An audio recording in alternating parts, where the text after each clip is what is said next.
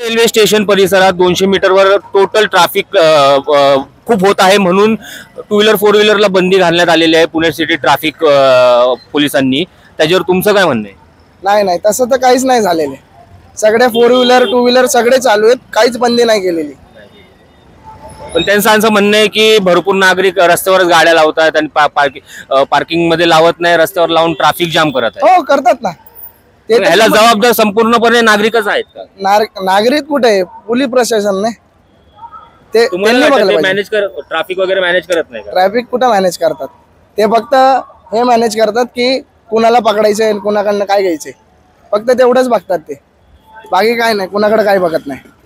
हे होते काही सामान्य पुणेकर. त्यांनी आपली भावना व्यक्त करताना असंही सांगितले की पोलीस प्रॉपर ट्रॅफिक मॅनेजमेंट करत नाहीये, तिथं कुठेतरी पुणे सिटी ट्रॅफिक पोलीस कमी पडत आहेत. त्यांनी फक्त हा कायदा ऑन पेपर लागू केलेला आहे, पण ऑन ग्राउंड आपण जे बघितलेलं आहे ते आताही असं दिसत आहे की भरपूर प्रमाणात इथं गाड्या लावण्यात येत आहे.